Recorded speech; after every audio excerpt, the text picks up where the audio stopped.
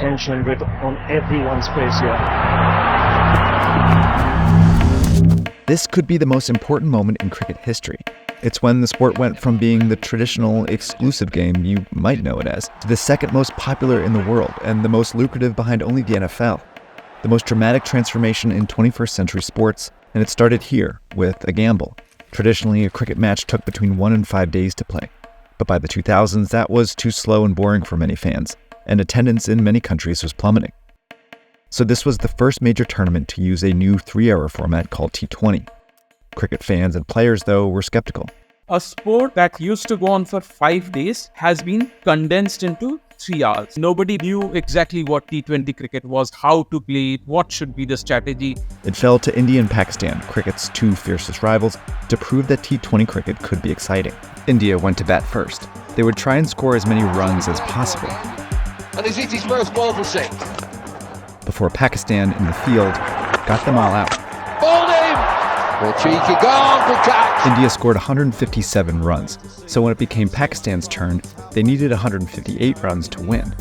And this is when things got exciting. He's got hold of that. Goodbye ball! Talking of short, slower ball. Suddenly, momentum shifted to India. Has hit. Straight to the fielder. And Pakistan now in trouble, 7 down. Then back to Pakistan. He lines himself up, gets it. Goes! Clears mid-wicket, 6 more. In the air. This is 6, which means Pakistan 1 strike away from winning this. India and Pakistan were playing the most exciting cricket many fans had ever seen, demonstrating what the future of cricket could look like. But one final twist would reveal that cricket's centuries-old establishment had taken the game as far as it could. Only one country could take it from here. In the air, Srishan takes it! India win! What a match for a 2020 final. India, the world champions.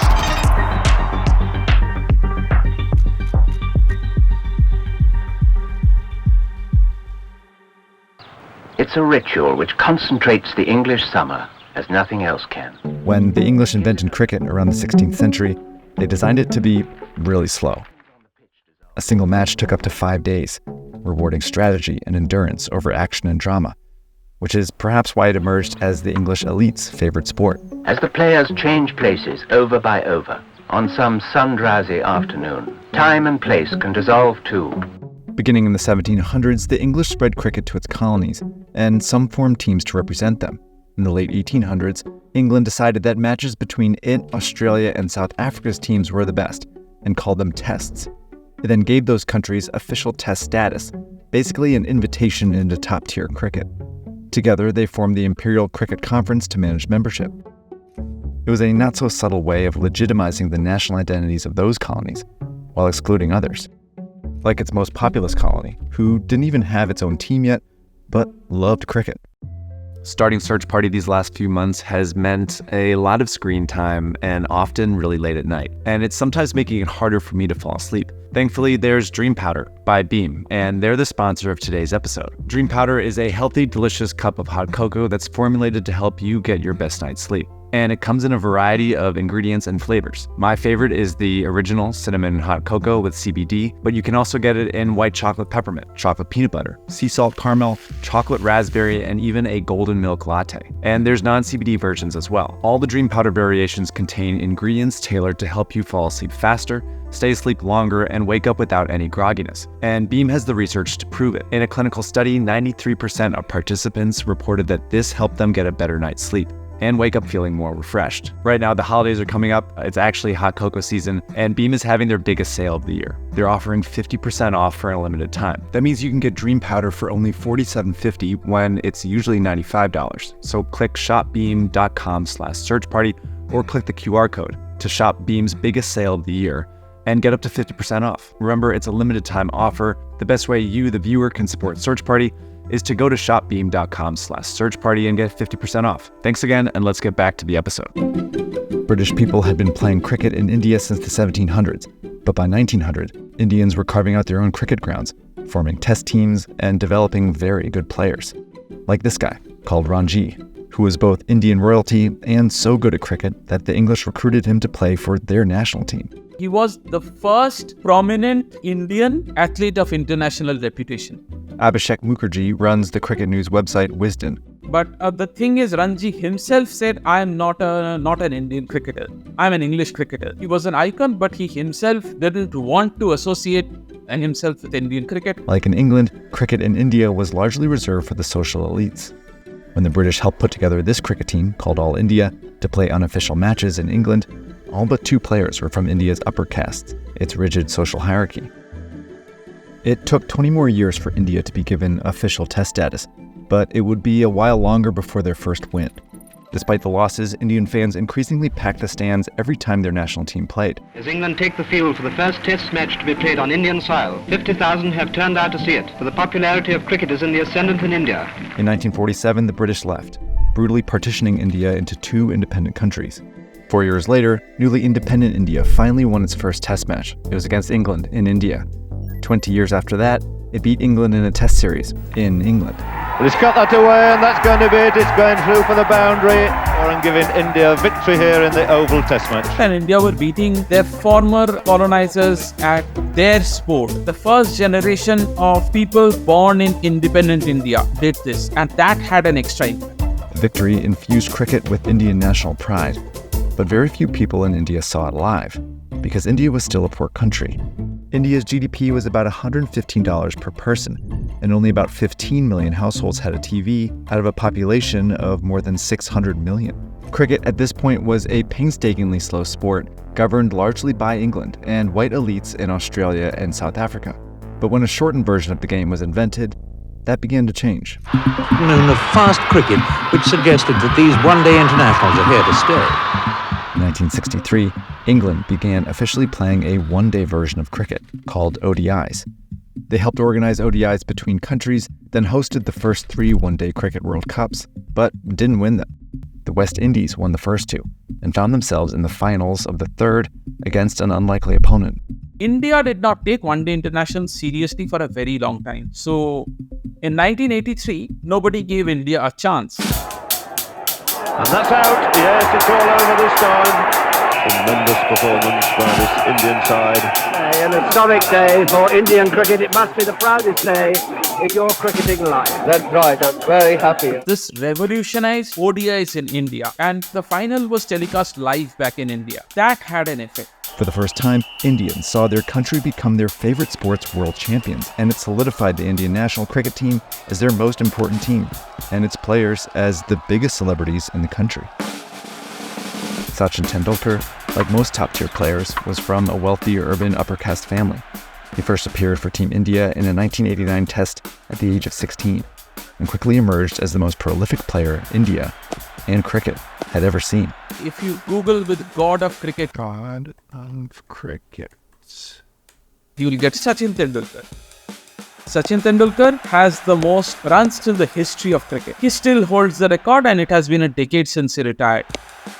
Over his 20-year career, he led India to become one of the best Test cricket teams in the world, and led India to another ODI World Cup victory in 2011.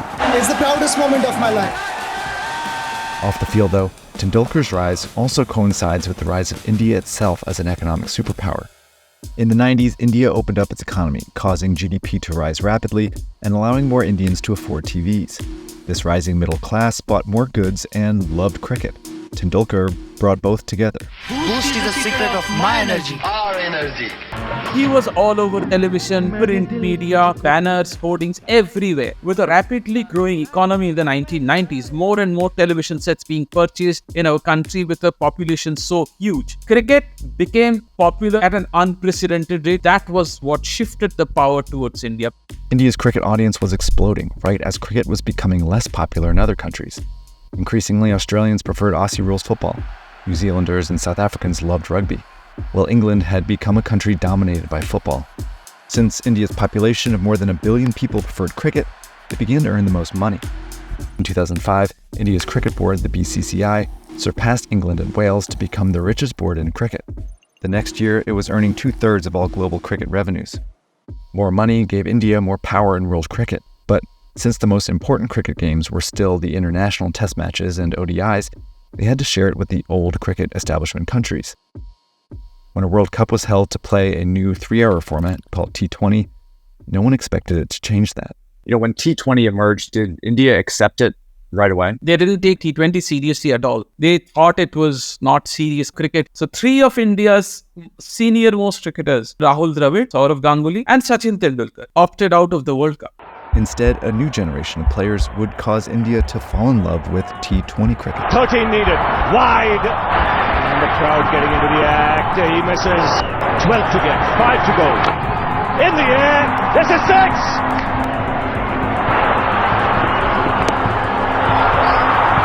In the air, Srishan takes it! India win! What a match for a 2020 final. India, the world champions. Never seen anything like it on a cricket field. The tension, the drama. Every ball an event. Just like their win in the 1983 World Cup, winning the first T20 World Cup got India's fans to accept this new format right at the perfect time. Just a few months later, India's cricket board launched a domestic T20 league called the Indian Premier League. It created 8 franchises pegged to India's biggest cities, then auctioned them off to some of India's richest business leaders and celebrities. The first 59-match season started on April 18, 2008, between the Kolkata Knight Riders and the Royal Challengers Bangalore. And it again proved how exciting T20 cricket could be. Nice shot that. Another one up in the air. Will it go to third man? Oh, it's gone over. What a shot. What a shot. Bottom hand comes off the bat. The hits are more frequent. Since there are more frequent hits, there are more risks. Basically, more action. The 3-hour format meant it could be played during the evening, which made it easier for more working-class people to watch and get hooked. They can work the entire day, not take a day off and still go to the ground and watch. Fans are getting the same entertainment for less time. It also made cricket more lucrative. India's cricket board sold the first broadcasting rights for an unprecedented $1 billion, then $2 billion, then $6 billion. That's how the IPL became the second most valuable sports league in the world, behind the NFL. For the first time, cricket's most important games aren't in England or on the international stage. They're in India, meaning India has the power to remake the sport however it wants to. The IPL's money is luring players from other countries to sign with IPL teams instead of their home leagues, even English players. IPL teams are also giving Indian players from poorer backgrounds an opportunity to make a living playing cricket, like Mohammad Siraj, the son of a rickshaw driver who has been so successful in the IPL that he now plays for India's T20 and Test cricket teams. IPL has helped lift the lifestyle of cricketers without caring about their background. That is perhaps the biggest impact. In 2023, India's cricket board launched a massively popular women's T20 cricket league. So it's no longer an elite sport. It's much more egalitarian. It's much more inclusive. The IPL's success is also making cricket's older formats less relevant. The money and popularity of the IPL and other T20 leagues is leaving little time for and meaning to many ODIs and even some test matches. Without those, India will gain even more power over the old cricket establishment. Now the question is, how will India use it? Hey everybody, thanks again for watching another episode of Search Party. I hope you liked this one. Now, it was just the basics. I wanted to explain how India took a 400-year-old sport and is making it their own. But there's a whole political end to this story that we'll definitely cover in future videos. India's leader, Narendra Modi, and his party have taken control over the governing body in Indian cricket. And they're increasingly using the sport as a way to promote their own politics and their influence. That's something we'll cover in future videos.